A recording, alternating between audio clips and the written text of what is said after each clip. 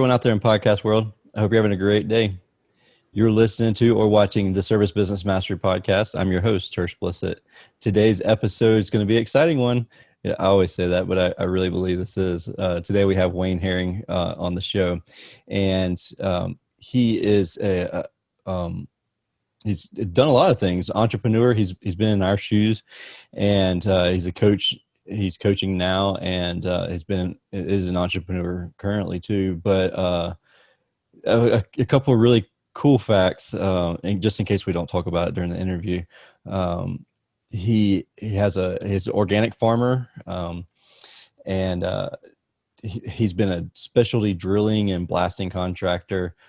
He's run ultra marathons. If you ever see me running, you better follow me and keep up close because something bad's chasing us. And he's run ultras, and gone on epic road trips. And not only that, the 1997 Montana State Arm Wrestling Champion.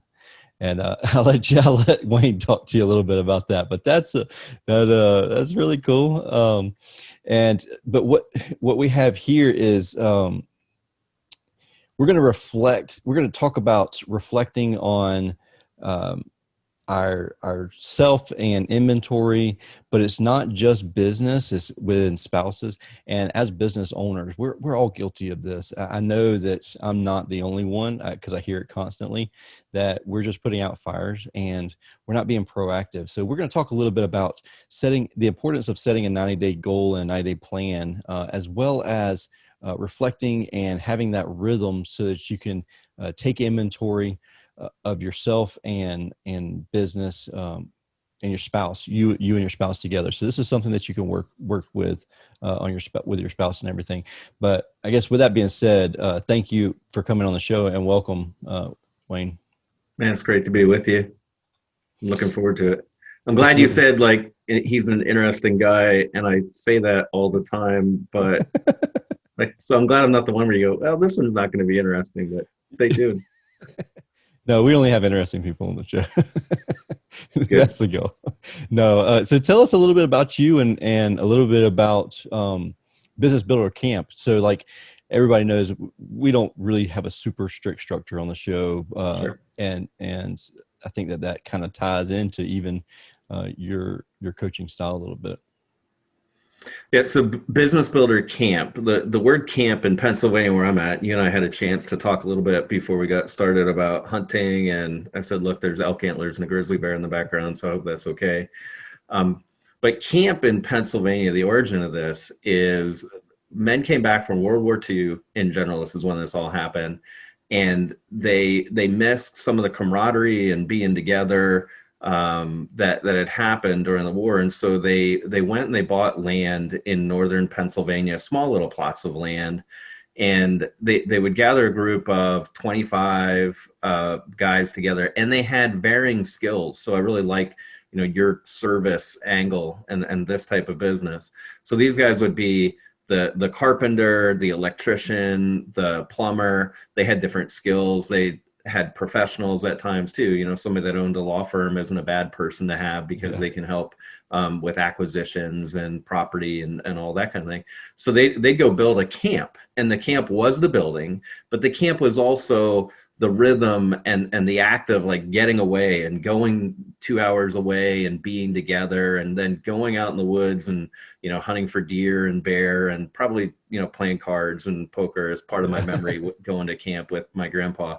But that camp idea came from there because I believe it's important for us to step back and pause and be around like-minded individuals and unplug from that, kind of the hamster wheel that we're on sometimes. And I've had a whole lot of that in my history. The taking inventory thing, I didn't come out of the womb with that, and I didn't start my business career taking inventory and pausing. That was because of some, kind of bad things that happened, I guess. Yeah, that's really interesting. So when you say that, is it something that the camp is consistent, like a same time every year, or? Yep. Yeah. Sure. So camp is my collective of men that are clients and are participating in my programs So we've done a hunt at a place called Turkey Trot Acres in New York State, where we hunted turkeys in the morning and then worked on business and life and took inventory and made plans, made 90-day plans in the afternoon. I am planning to do a hog hunt in the spring for just a handful of people in South Carolina. So camp is there where we gather up at an event, but then camp is also an ongoing program, a mastermind. And of course, lately it's been a little bit harder to travel. So we're meeting on Zoom, and it's not this. Hey there, let me take a quick second to introduce to you one of the businesses that makes this show possible by continuing to support us. This particular business is called Podium, and I personally use it. As you know, with sponsors on this podcast, we don't allow sponsors that I don't use. I just have to use them and trust them before we go down that rabbit hole of recommending it to you. But with that being said, I use Podium personally. I have a lot of friends who use Podium. Whenever I told friends of mine who are business owners in the HVAC industry in particular that I don't use Podium, they were like, you're a fool for not using Podium. A little bit about Podium. They've worked with over 55,000 local businesses. They do range from tire shops to jewelry stores, medical practices. Every Podium customer has one thing in common. They are problem solvers. They solve problems. These new challenges that we're facing are no exception. They've used Podium suite of messaging tools to continue to deliver everything that they've done in the past with great service. They've stayed in touch through text, connected remotely with websites through text, collected contactless payments through text, and even started video chats through text. They've done all of this with the messaging tools, the tools that just work. They work really great 6 feet away. They also work really great 60 miles away. They've maintained a personal touch even when we can't be in person. See for yourself how 50,000 businesses have been able to adapt with using Podium. Go to podium.com/starter to get started for free. That's podium.com/starter. I use it and it's unbelievable. I will tell you that in the biggest pain point that I had in the past was getting messages from my Facebook business page and getting alerted properly when a message would come through. I want to interact with our clients, but I didn't have a proper way of having that communication. Well, now I have that. I have all of my chat goes to one app, and I'm notified instantly, which is amazing. And if I don't reply within 5 minutes, I get an email, which is awesome too. It's amazing because I've had conversations on Facebook through the Podium app, and those conversations come straight to my phone. I'm instantly notified, and it's Facebook through our Service Titan. So Service Titan, even after hours, we're getting notified, and it is amazing. And we're sending out alerts as soon as the service expert heads places. We can send videos. It's legit a game changer. And that doesn't even mention the fact that it sends out reviews and collects reviews for us on Facebook and Google. And you can do anything else. You can do anywhere else that you have something, you can collect reviews for that place also. So that being said, long-winded, but I believe in it. That's why it's on the podcast, and I think you should check it out. That's podium.com/starter to get started for free. Back to your show. Zoom, and it's not the same. I still think we all crave getting back together again, and I think that is when some real breakthroughs happen. Mm-hmm. Is when we got like a leather journal at a wooden table with a coffee in a outdoor setting. I think that's when I have breakthroughs. So I'm looking forward to getting back to it. But it's all those things, Tersh. It's the mastermind and then those meetups. That's really cool. I feel like I agree with you 100%. By the way, it's great to be able to have technology so that, I couldn't imagine 30 years ago doing, the same thing happening and not having the technology so that we could still converse and see each other, but it's still not the same thing as physically being right next to each other and that handshake and that hug and that type of camaraderie and building and everything. So do you find that there's some breakthrough moments even when you're not standing at the table, maybe kind of around the water water tower thing, type, Yeah. type stuff. Campfire. We use Yeah. campfire ring. There you We go. sit Yeah. around the campfire, even when we're not around the campfire. Yeah, for sure there's breakthroughs. You said one of the things that you were interested about, and learning from me and about the group was this process of taking inventory. Yes. Businesses, well, many of them don't take inventory, but it's a really good idea, right? Like Right. it's Supposed to. yeah, I remember my uncle, my family are all people that are entrepreneurs in business. I've got an uncle that has a lumber yard, and I remember helping him take inventory for the first time.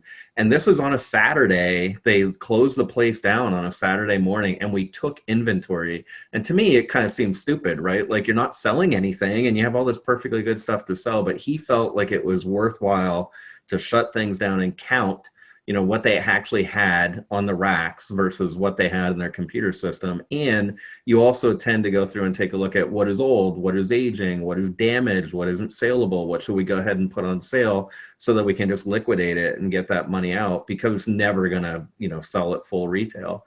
So that is what he did. And in Business Builder Camp and in this process, we're doing that every other week on a Zoom call. And I don't know about you, but like I get coached and I have a special notebook for when I'm doing coaching or working on me time. And I get that notebook out, and it's just for me, the habit and the process of sitting my butt down and looking at the notes from the prior time, and then getting ready for what I want to talk about this time, making some notes, and then things just magically keep happening. And so that's what it's like meeting in a mastermind group with guys. None of us have time. We don't have time to take inventory. We don't have time until we do it. And then if we block it out in our calendar, I mean, isn't it true that most of the time you're nodding your head? Like when we don't have time, but then we do these things and afterwards go, oh man, I'm so glad I did that. Yeah, it is. It's so true. Cause and you're 100% correct. Cause if I allowed myself, I would just put out fires all day, every day, but there's always another one. Yeah, I force myself to be in a certain routine. So like every Wednesday, I just podcast all day on Wednesdays, and so that way, I mean, the way it works out for me, if somebody says, "Hey, I can only do Mondays," or I can't do Wednesday until like 2 months from now, well, then we'll have to just talk in 2 months, because it's a very, very much a way to make sure that I stay sane and make sure that I keep that same routine. But yeah, I have my little same coaching journal here, and so it's the exact same thing. What would you say though about when you say quote unquote taking inventory? And even so, I'm thinking to myself, so when we inventory vans, what I do is I'll go through and I'll call my vendors and say, hey, send me a list of the top 100 items that I purchased over the year. Right. And I'll go through that. And if there's something that's on vans that's not on that list, then I have to get rid of it one way or the other. Mm-hmm. How do you do that in life? Like, how do you figure that part of it out? Like, what is it like? Do I need to get rid of these people in my life? Do I need to get rid of this item in my life? Like, how does that happen? That's a great question. Well, I think it starts by having, just like with your vans, it's by having a process and then following that process repeatedly. And I would think in business or with a van, the first time you take inventory like that, it's a bit harder to work the process. It's a bit harder to know, where do I get the information I need? What am I really looking for? And then to deal with the getting rid of stuff. It's like my service guys, my service experts, they're like clenched with dying fists. Like, what if I need that circuit board one day? And it's like, you haven't used it in 4 years. Like, are you sure you're gonna need it? And you and I both, we were talking about how you're on 200 acres and I've got a 20-acre farm, and we know how things can accumulate there because we just might need it someday, right? Oh yeah, guilty. Well, and some of that's necessary, right? Like a farm, that's different. We need stuff. You never know when you're gonna need it. But you drive down the road and you see farms that have collections of equipment that are rusting, that are 50 or 80 years old, right? Yep. Somebody's got to pull that away. Right. And so back to your question, we use, and what works for me is to have some discipline and work the process and have it scheduled. And just like that proactive time that I don't have time to take inventory, I don't have time, but then afterwards it always feels good. That's how the process works for me, and it's how it works for my guys. So I'm gonna just quick hold it up, and I'm not gonna like get weird and show you like close to the camera, but for people that are listening, I'm pulling out and showing Tersh, and it's probably upside down, but I've got like a full-size drawing sheet Oh of yeah. a plan, like a blueprint. Oh yeah. And it's a blueprint for business and life and 90-day projects and what I want to change. So that's part of it. Getting out that plan sheet the first time seems kind of goofy, and filling it in with the erasable pens that I give people feels kind of goofy. But when you've gone through some cycles of that, so we do that January, May, and September. When you've gone through a few cycles of writing down my 3-year vision, like where am I headed? And that's a dream. We don't know what's going to happen, Right. between now and 3 years. It's a long time. So it takes work to try to think, well, what might life be like in 3 years? But that's part of the process. You fill it in, write it out, and then you'll start to see some of those things, like what is baggage that I could drop? What do I know? I'm on my 5th day of a Facebook cleanse, Yeah. and I'm thinking I don't need it. I'm Right. So thinking that first day, it's like fiending. Your dopamine fully. receptors are just going to it, going to it, going to. But if you like, thankfully, well, I don't know if it's thankful or not, but like the iPhones, they started doing the screen time, and so like it tracks how long you've Sure. been on Yeah, one I've used one app. of those tools. Oh my goodness. And I've looked at it and I'm like, oh, I spend way too much time on Facebook or Instagram or whatever.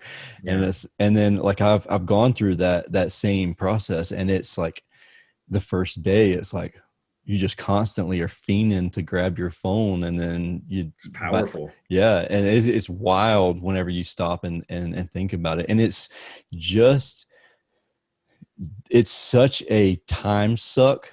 And my wife and I talk about this all the time, because we'll say, oh, we don't have time to do that, and then like pick up your phone and you're on TikTok or you're on Instagram or something like that, and they're like, but do you not have time to do that?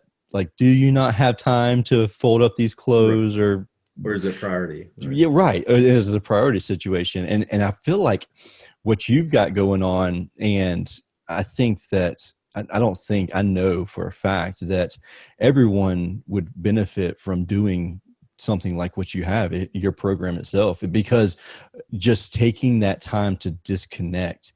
And we get so stuck as humans in the rat race and just the normal routines, Sure. even if it's just soccer. And like my sons play soccer, they play travel ball, and it's 4 days a week they're out on the pitch. And then Saturdays and Sundays we're traveling somewhere. But just getting away from that, even when this COVID thing first happened, it was a bad, it was not a great thing at all. One of the Right. benefits that came from it was soccer was shut down.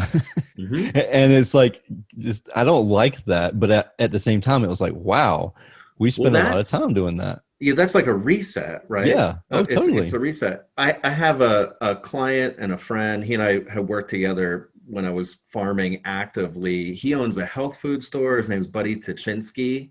And Buddy owns a health food store. He's a chiropractor. He owns some Wow. gyms. Like he's a roller, right? And they've got Yeah. a kid and he's up talking and stuff. But anyway, he has a program that he started doing through his chiropractic work called the Metabolic Reset.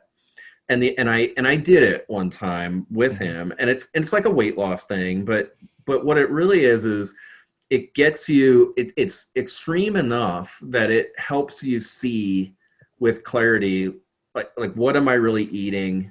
When am I eating? Is it because of emotion? By that then I go grab a bag of chips. So it's a reset. It's a hard reset. And I Mhm. think that's what happened with, for my kids, it's ballet and it's baseball. And we didn't do those things this spring. So we didn't like do a little bit less. We Yeah, just did none. So then you're like, wow, now I can see this clearly. exactly. What's going on? And yeah, so I think it goes back to the idea of what if I identify something that I'd like to get rid of?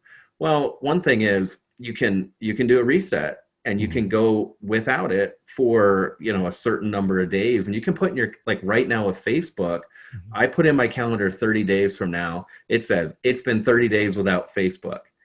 And then the plan to stay off Facebook for me is just for today, I won't go on Facebook, right? Yeah. Yeah, so that reset idea. And I think the other Well, I thing I like always that what you mm, just said there. good. If people didn't catch that, I think that what you just said there is pure gold because um, you mentioned like so in my mind, and I know a lot of listeners, whenever I've set up 90-day goals, 90-day strategies, and stuff like that, you have like this mountain that you got to get over, Mhm. and you just said it perfectly, like the 30-day thing, 30 days off Facebook, like it's like the same with dieting, quote unquote dieting or whatever. Right. You have that huge daunting task, or you have that huge weight loss that you want to get rid of, and you just broke it down into like just today. Like let's get a little pebble here. Let's get this pebble until we build up to that mountain level. Right. Right. Yeah. And we talked a bit about this idea of taking inventory and how you were sharing how you run hard, run hard, run hard. That was my life. It's still my life a lot of times. I Uh-huh. mean, that's how all this like ultra marathon and building a bridge with my kid and all this stuff happens. Yeah. So I don't want to act like it's still not on. Right. Although that in and of itself is important to note, just because you slow down and take a day off, I think some of us that are high performers think if we take a day off, then we're going to become complacent, and lazy, and it's ridiculous. We're fooling ourselves. You can Yep. take a day off, and you'll be fine. You can go right back to being all cranked up the next day. It'll come right back. How do you avoid the guilt trip that you put yourself in? Because I know that I'm not the only person that does that. You took a No, Saturday totally. off and then you're like, that was horrible. Like, We isn't it like what you're talking about where you're like jonesing for your phone, like if you're away from it for it's a lot like that. It's like, yeah, I need to go do something. yeah. No, you're right. You're exactly right. And not only that, it's just like, what did I not do with work? Did I could have been more productive, you Yeah, know? it's like we got to learn to live with it and see it, feel it, and walk through it. Yeah. Yeah. Yeah. And so when I was a contractor in Colorado, right out of school, and it was fun, man. We were like blowing up rocks and we were hanging off ropes and doing, rock bolt tests and things like that. It was Oh, that's fun. cool. And yeah, it was cool. I had a diesel truck, and not me, but other guys in the company were driving trucks with powder on the back, and we Uh-huh. were we were rolling large in Aspen, Colorado. We didn't stay there. We stayed in this little town called Glenwood Springs, but it was really good times. I ran hard. I did not take inventory, and we didn't slow down. And I just about destroyed the relationship with my wife because of Mm. it. But man, we did a lot of work and sold a lot, and did cool stuff. And then when I came back home to Pennsylvania, I started working with my dad in a company that he founded, and it was the same thing. I was out on the road running the sales team, hard charging, and that's when I crashed and hit a bottom. I ended up, quitting drinking in 2007, and had to look for recovery in that area of my life, and that slowed me down. That was self-imposed like reset, Uh-huh. and that from that point, this inventorying thing and this pausing and this reflecting and having advisors in my life, that's when that really started and took hold. It was a That's survival thing initially.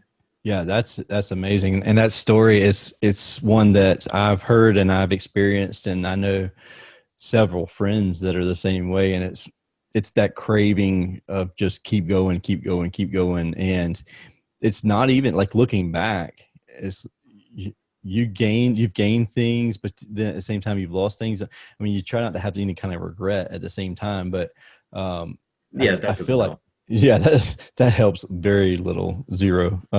But that's I honestly believe that our life changed with Julie and I, my wife, whenever we started the 90-day plans, the 90-day targets, and it was those were game changers. And this summer when we changed, just everything changed this summer for Yeah. us, Yeah. and we kind of fell off the 90-day plans a little bit, the 90-day projects, and that's whenever we started like it.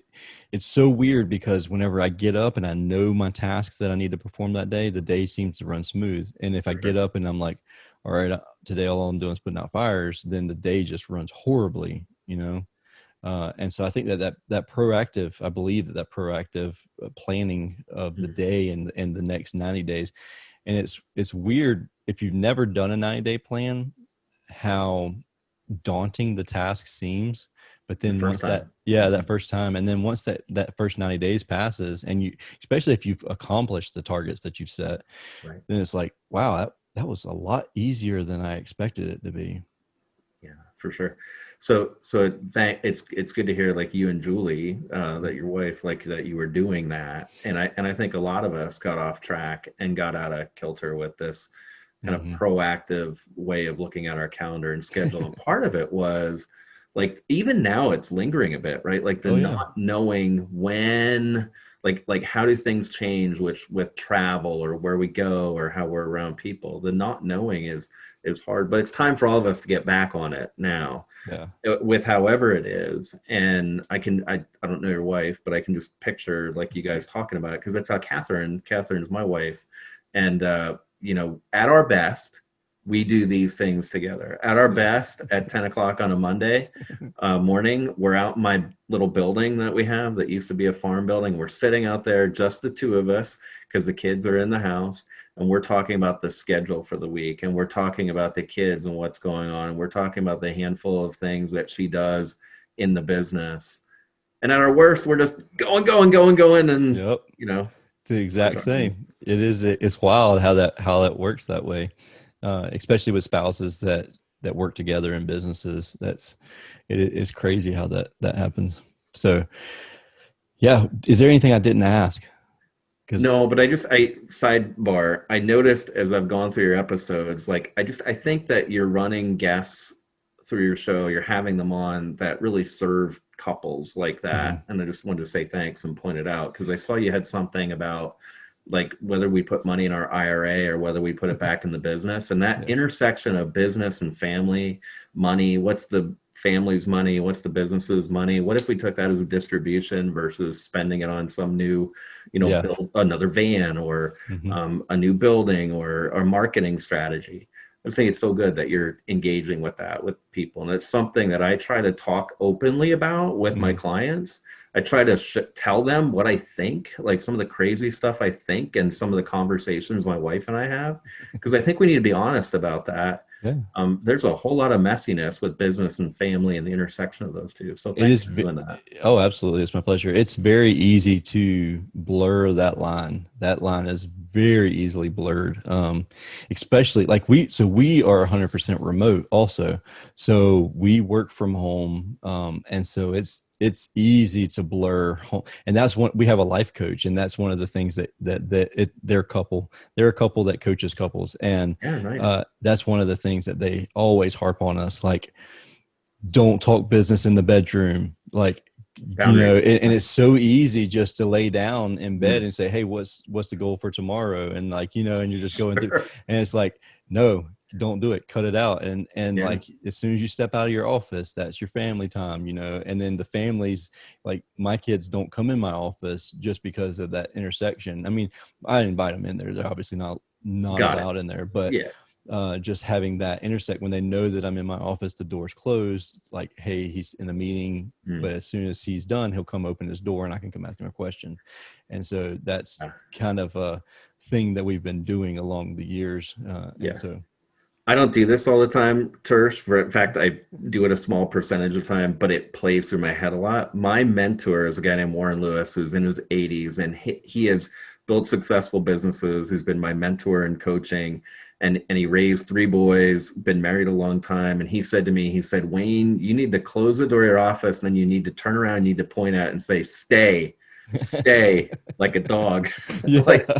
So like sometimes things like funny visuals like that are good for me in my head. So it is so true, because I mean, whenever you're in your house working, like you have a home office, and then it's time for dinner and you go to the table and your phone's with you, like you've just pulled the office with you along to dinner. And and it's so simple. And even if you have an office somewhere, it's easy to do the same thing. But I feel like if you have a home office, it's very easy to blur the lines. And so, And then, So now you got me another one. For everybody, like all of you, I encourage you, this piece where you admit it in a way, like Mhm. if you're not with your phone, you're like wanting to go get it. And now Yeah. you mention it being at the table. For everybody listening, like next time you have your phone at your table, like move it and then Mhm. see how when you move it and it goes somewhere else, feel that urge to go get it. And then just don't go do it. Just Yeah, because we have an urge doesn't mean we have to follow it.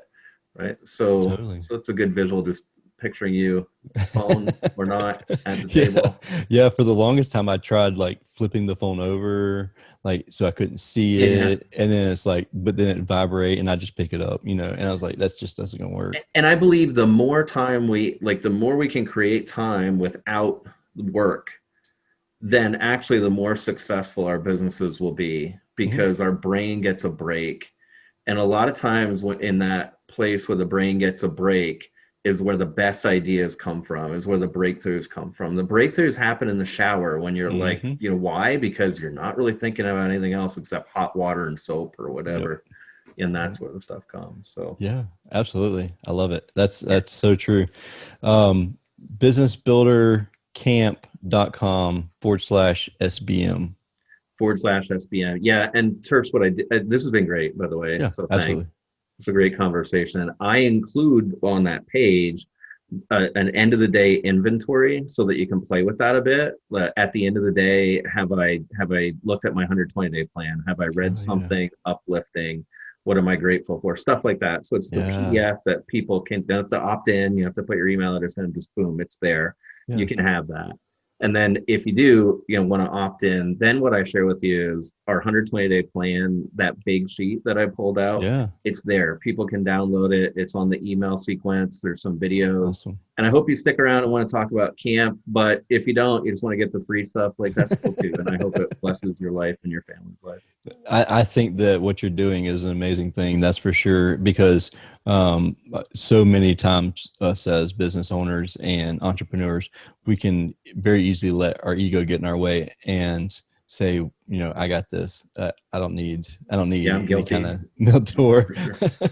Yeah. And so it's so wild. Like, um, I went to school for psychology, and I wanted to be a therapist. That was my end goal. Hmm. A psychiatrist was my actual end goal. And one of the things when I was in school, uh, they they harped on me all the time. And they said, if you aren't taking time to do the same thing you're doing, like if you're not being coached by somebody, if you're not Oh, yeah. then you're asking for just massive trouble. So like even somebody who is a psychologist, a psychiatrist, like they need to go see and just reset themselves and just talk. And so um that's one of the things that kind of blew me away whenever I was even in school, is like you got to reset. You have to have that time where you're talking with other people, especially. And it's even better if you're talking with like-minded people. You are the Yeah. five people that you're around. You Amen. surround yourself. And so it's like, uh if you can just surround yourself with five great people, or six, 10, Yeah. whatever great people, like how much more successful will you be in life in general? That's totally it. Business Builder Camp, the it really formed for me when we rented. I had a number of clients, guys, who I thought, wouldn't it be cool if I got them together in a shared space? We rented a house. And when they all got together, I came with this whole book of like all these handouts we were going to do and all the stuff I was going to teach. Mhm. And then what I realized quickly is I just got them to talk about themselves and their business and their struggles. And I made a list of them on a flip chart of their struggles. And other people were looking at them, shaking their head, going, yeah, dude, like I totally get it. Yeah. And just knowing there's other people with the same crap that they're dealing with, and good stuff too, like Yeah. rewards, like being a business owner is great. I didn't have to do a whole lot. I just had to like facilitate and then participate, and I learned a whole lot. And Yeah. these guys pushed me, so that's a big part of how it came Yeah, I out. love And that. The giver's gain also. It's, yeah, for sure. absolutely. Wayne, thank you All right, so man. much for coming on the show, and It's thank been a you for blast. sharing. And I hope everybody that listens, I say with the strongest sense of care and passion that demand that you go to this website and go sign up for this, because I truly, I believe that you will get so much value out of this, especially if you've never experienced this before.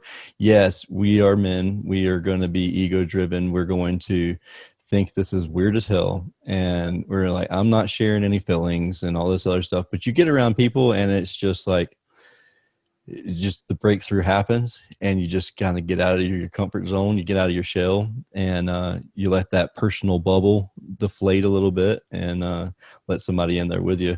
And it's a game changer. It literally will change your life. And I say that because, and I can say that because I've experienced it. And so I implore you 100% to check out businessbuildercamp.com/SBM. With that being said, thank you again for coming on the show. Oh, it's been great. Thanks. Absolutely. And anybody that has any questions, don't hesitate to reach out to me. Go to Wayne's website and learn more about Wayne and the camp. And as always, connect with me anywhere. I'm on all the social media. I probably need to do a cleanse too. They're great tools. Too, it is. Right? It is. Like, people are there. They're great tools, right? And I'm a marketer and sales guy, so yeah, they are great tools. My company page is there, so right, that's not going anywhere. Right. Yeah. Awesome. Well, thank you again for watching, listening to this episode of the Service Business Mastery Podcast focused on service business owners, managers, and technicians who are considering becoming business owners themselves. I hope in today's episode that we have answered some unasked questions, even about personal life. Normally I'd say about business, but I really, I believe that personal life spills over into business life. I truly believe that. But with that being said, thank you again for listening to this episode, watching this episode, and I hope you have a wonderful day. Take care. Thanks.